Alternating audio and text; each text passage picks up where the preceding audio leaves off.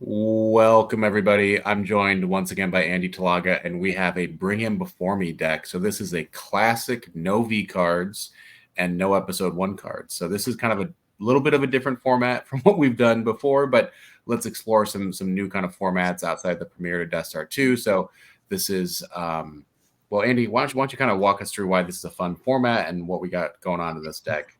Sure. So classic no V is basically Premiere through Theed Palace, which is all of Decipher's cards.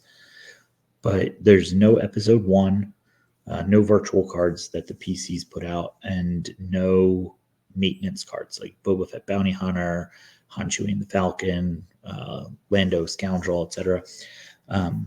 So really, it's kind of like Premiere to Reflections 2, sort of, plus all of the like helper effects that you get out of Tatooine for like the really bad objectives like Rebel Strike Team and Quiet Mining Colony and Set Your Course for Alderaan, like those helper effects.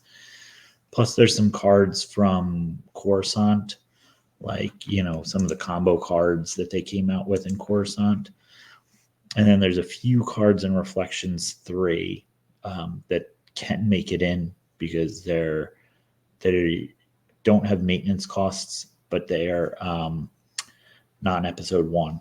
Unfortunately, Theed Palace, every card is episode 1, so it's really kind of like a Premiere through Reflections 3, but they take out all the like really overpowered cards out of the format with like a little asterisk. There's a couple of like really dumb Reflections 3 cards in it. But so if you're a fan of Premiere to Reflections 2, you could try Classic Novi. It's a format on GEM that you can try out. So here I have a Bring Him Before Me deck that I put together. So Bring Him Before Me, kind of an all-time classic deck in the like Premiere to Death Star 2 and on era. This deck has one major weakness, which I'll get to eventually, but basically you're going to start with Bring Him Before Me, which deploys the Throne Room, Insignificant Rebellion, and Your Destiny.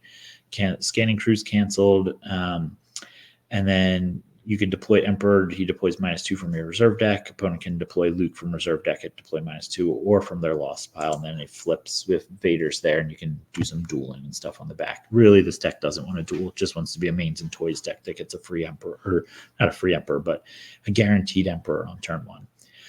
So you're going to start with Bring Him Before Me, Death Star 2 Throne Room, and then you're going to start with Insignificant Rebellion.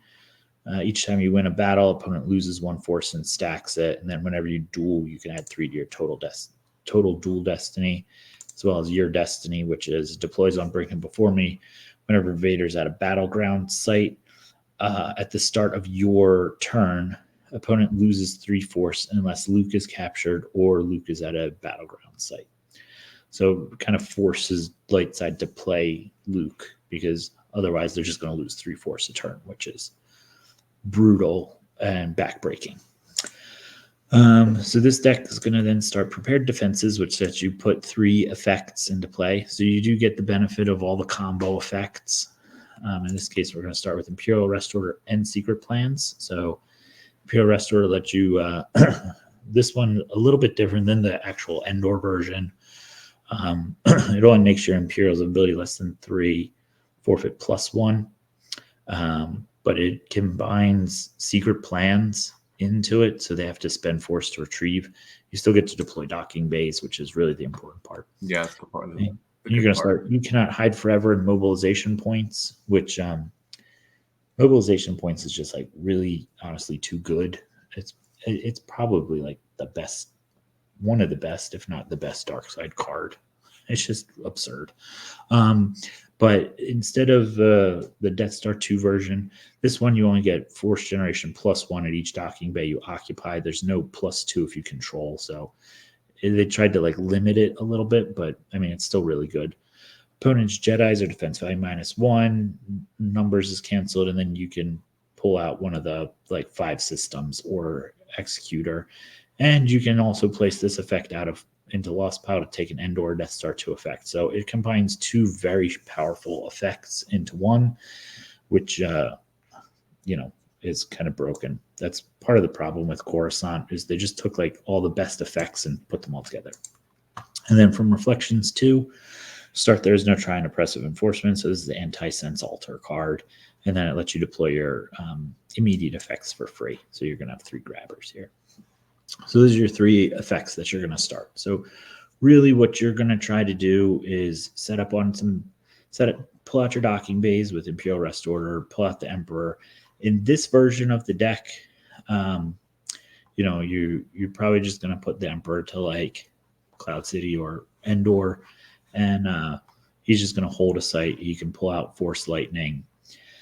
But what I'm really trying to do is pull out Executor Docking Bay and then use Imperial Command to pull Piett.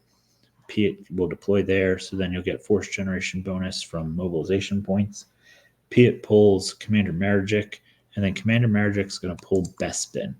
Now, normally, a lot of decks prior to this in like Death Star 2 era or Reflections 2 era would use Commander Merrejk to pull like Fondor, so that Executor can deploy -5, or maybe Endor just because it's a really good drain site, maybe like Kashyyyk or Kessel or something like that.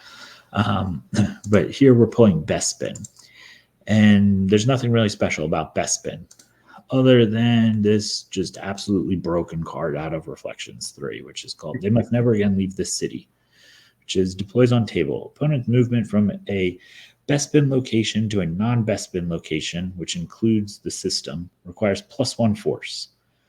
And you don't really care about that text so much. It comes up almost never, but what you really care about is this part. Once per game, Executor deploys for free to Bespin system. Period. So just saves you 15 force. So on turn 1, what you're ideally trying to do is go Emperor, then, or if you somehow get 2 force from your opponent, like if you're playing like Prophet or something, you can pull Executor Docking Bay, Imperial Command for Piett, play Piett for 2 force, use 3 force to play Merrejk. Merrejk goes there, pull Bespin. You run 5 copies of They Must Never Again Leave This City. So hopefully you draw 1 in your opening hand. It's like a non-zero chance that you don't. You used mobilization points to pull Executor out of your deck before you activated any force. It's like your first action of the game, pull Executor. So then on turn 1, you play a free Executor to Bespin, which is just amazing.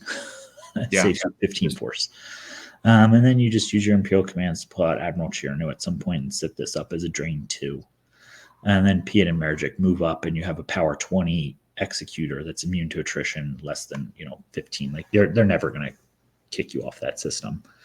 And then you have a fully immune Emperor sitting at another battleground site, preferably Cloud City one, so that if they try to move, it's +1 if they're trying to docking bay transit away from there. So that's kind of the basics of what you want to do, is set that up on like probably turn 1, turn 2 at the absolute latest. And then otherwise it just plays like a traditional mains and toys, like Bring Him Before Me deck. You have some good bounty hunters like Forlon with Concussion Rifle and IG-88 with Riot Gun. You have a couple of you have 3 copies of Lord Vader. He's immune to less than 6 and Uncontrollable Fury. He becomes very hard to hit when he's got his lightsaber. 1 copy of Tarkin, because Tarkin's great with Emperor. You've got Dr. E and Ponda Baba, who, again, they're just really good with Vader. You have 2 undercover spies in Arica, which is basically Mara Jade, where she can just deploy as an undercover spy and break her cover in battle like a regular Mara Jade would, but a lot of times she just stays undercover, plus Yoo-Threepio. So you got some undercover spies. You got a bunch of admirals and pilots that are little Imperials, plus Tarkin. And then Janus, who sits there with the Emperor and turns another site into a drain 2. And Prince Xizor, who mostly just hangs out with Guri and, They're just awesome together. He can't be targeted. She's really high defense value. He makes them not be able to draw Battle Destiny and stuff. They're both immune to attrition less than 5. It's just really hard to break them up. Then you get a ton of great red cards. One of the benefits of having all the combo cards is it frees up deck building space, because now, before, when you would play Imperial Arrest Order and Secret Plans, well, now you just play one card and now you get an extra deck slot. So the other effects that we play are ability. So at the end of opponent's deploy phase, if they did not deploy a card with ability, opponent loses 2 force. Effect lost if opponent has more cards with ability on table. Well, on turn 1, you're probably playing either like Piett and Merrejk and Executor, so that's 3, which means they'd have to get to automatically on turn 1 more than 4 characters with ability to cancel ability. Otherwise, they have to play somebody with ability every single turn of the game. Otherwise, they lose 2 force. It's an absurdly backbreaking card if it sticks around. Then you can always pull out the Emperor. And then if they pull out Luke, you go capture them. Now they're down another character again. And now you're at like 5, 6, 7 characters out on the table. And this is just going to stick around. Eventually, they're just not going to be able to play characters. And they're just going to start taking 2 damage a turn. Come here, you big coward, for canceling force drains at non-battleground locations and force retrieval unless they occupy two battlegrounds, which, like, you're not going to give them a ton of battlegrounds, and the battlegrounds you give them, they don't really want to go to. Like, they don't want to fight a power 20 executor in space. And then, like, Vader and Ig or Guri and Xizor can go, like, mop them up at other battlegrounds wherever they're going. First strike to retrieve 1, and then they lose 1 and make them spend force in battle to play interrupts, which is very good. No escape shuts off Honor of the Jedi, which will block your ability, as well as your search and destroy, and potentially your destiny if they don't have Luke. So, I mean, No Escape's just a very good card all around. Plus, you basically get to retrieve a card, but it's not retrieval. You just take the top card of Lost Pile into hand. So, excellent card. 3 grabbers, because there's a lot of cards that you want to grab, especially if Watch Your Step is in the format. You definitely need 3 grabbers. And then 5 copies of They Must Never Again Leave the City, so that you can play Executor for free on turn 1. And I guess, is that the only point of that card, is just to grab an Executor, and after that it's just, it's Destiny 5, so you can throw them to the backside of Bring Them Before Me once you've flipped. But yeah, I mean, it's really just there so that you can make sure that you get it like turn 1 or turn 2. Mm-hmm. Because it's worth, I mean, you're basically getting 15 free force with this card. So you definitely want it. Yeah. Red cards, you got a copy of Force Field to stop a Dark Jedi from being targeted with a character weapon, so it saves your Emperor, your Lord Vader. Force Lightning, which you're going to sit there and cycle with Janus over and over again. 1 copy of Barrier to stop them from, their character that they deployed from battling. 2 commands. You could go to a 3rd command if you want to. I don't really know what I would want to cut out of this deck for a 3rd command, but you could go to a 3rd command. An Omnibox, it's worse. Now, it could be worse. Probably isn't going to get played just because of how prevalent this card is in the format, but Omnibox stops their tracking, which you want to be able to shuffle their deck when you need to. Sniper Dark Strike lets you target their undercover spies or whoever you want to target. Lord Vader adds 1 to each of his weapon destiny draws. Or you can capture somebody with Ig, or you can blank 2 people with Forlom. You sniper somebody with Forlom, cancel the game text, initiate a battle, cancel another character's game text, that type of thing. Or if you just hit somebody with Vader's lightsaber, you can make them immediately lost. 1 copy of Circle so that you can go fight Obi-Wan with it and take him off the board, because if they lose Obi-Wan to Circle and Luke to Bring Him Before Me, like, who are they really fighting you with? Han and Leia, against a full-on Dark Side mains deck, it's really tough. And then another card from Reflections 3 is Unsalvageable. It's a used interrupt that's Destiny 5. During your turn, target an opponent's unpiloted starship present at a system or opponent's unpiloted vehicle. So, like, sometimes if they battle you and you draw Destiny high enough, they lose their dash off of Outrider or like Wedge off of Red Squadron 1. Maybe they put them in a back to tank, or maybe they just lost them because they have like a second copy of Dash in their deck and they play it. You can just unsalvageable and kill their Outrider. Target's lost, or you can cancel 3 very annoying cards: a Hyper Escape, Power Pivot, or Out of Commission. So lots of people play Out of Commission. Hyper Escape's just like a super annoying card to play against because they're just running away from your battles all the time. Block your drain, you initiate a battle, they just run away. And then if they have like order to engage, you lose 3 force. This, you can just cancel the Hyper Escape and then they're stuck there and you just battle them, right? Or Power Pivot. Both Hyper Escape, Power Pivot, and Out of Commission all get heavily played in Watcher Step. And Power Pivot will basically reduce your executor's power to 0. If they have a weapon, you can just cancel that and keep staying in the battle really long. And then track your unsalvageable back around and draw it with Janus. And then 2 of just the best dark side red cards, Weapon Levitation and You Are Beaten. A Weapon Levitation lets you go either steal a weapon or search your used pile for a weapon, and You Are Beaten. There's just lots of different tricks you can do with this, but basically it removes a character from a battle for 2 force.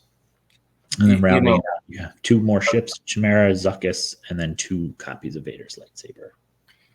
This like deck gives me the good feels about the format again. It's just fun to see these cards played, and I don't know. It just reminds me like this format can be kind of fun if you have some restrictions and not. Yeah, the stuff that comes out of episode 1, all the pod racing and Senate and combat and battle droid stuff, they're just really too good. Yeah. Especially like a Decipher card era only. Every deck is just broken. It's like it's just not fun to play. Whereas this feels like a slightly modified Reflections 2 format. Like there's really only 2 cards that get added in. Well, I guess there's a couple combo cards, right? But really you're just adding in Unsalvageable, which is just kind of this like goofy used interrupt that's going to cancel Power Pivot, right? And you get this card, They Must Never Again Leave the City, which like you could probably like in a Reflections 2, if you were doing this, you could pull Fondor instead to deploy Executor there. And then all 5 of these could just become like other good cards from that format, right? So it's like it's kind of like a slightly above the power level of Reflections 2, which is kind of neat. But yeah, I mean, for this deck, one card that just absolutely shuts it down is Luke Skywalker Rebel Scout. That's why you never see Bring Him Before Me after Reflections 2 comes out, because the part of this deck wants to have Vader out at Battlegrounds, taking Luke off of the board, but that Luke lets you relocate Vader to the throne room. So like if Vader moves to the docking bay, you can just move back to the throne room. If Vader Ellis's, for some reason, he's able to like Ellis to a battleground, you just move him back to the throne room. That Luke takes Vader off the table, which is really a huge blow to Darkseid if they lose Vader. Same way that it's a blow to Lightside if that they lose Luke.